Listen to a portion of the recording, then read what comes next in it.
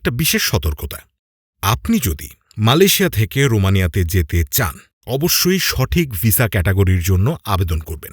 ধরা যাক আপনি মালয়েশিয়াতে রেস্টুরেন্টে জব করেন, তাহলে রোমানিয়াতেও রেস্টুরেন্ট ভিসার জন্যই আবেদন করতে হবে। অন্য কোনো ভিসা ক্যাটাগরির জন্য কিন্তু আপনি আবেদন করতে পারবেন না, কারণ এমবাসি যখন আপনার অ্যাপ্লিকেশন প্রসেস করবে তারা প্রথমেই মিলিয়ে দেখবে যে আপনার বর্তমান ভিসার ধরন এবং রোমানিয়াতে যে কাজের জন্য অ্যাপ্লাই করছেন তার মিল রয়েছে কিনা। যদি আপনার বর্তমান ভিসা ফ্যাক্টরি ভিসা হয় এবং আপনি রেস্টুরেন্ট জবের জন্য অ্যাপ্লাই করেন, তাহলে কিন্তু ভিসা রিজেক্ট হয়ে যাওয়ার সম্ভাবনাটাই বেশি। তাহলে এখন আপনার করণীয়টা কি? আপনি যদি ফ্যাক্টরি ভিসা হোল্ড করে থাকেন, তাহলে ফ্যাক্টরি রিলেটেড যে কোনো জবের জন্য ওয়ার্ক পারমিট বের করুন, কিংবা আপনার যদি কনস্ট্রাকশন ভিসা থাকে তাহলে কনস্ট্রাকশন রিলেটেড জবের পারমিট বের করুন। মানে আপনার যে ক্যাটাগরির ভিসা আছে সেই অনুযায়ী ওয়ার্ক পারমিটের আবেদন করবেন।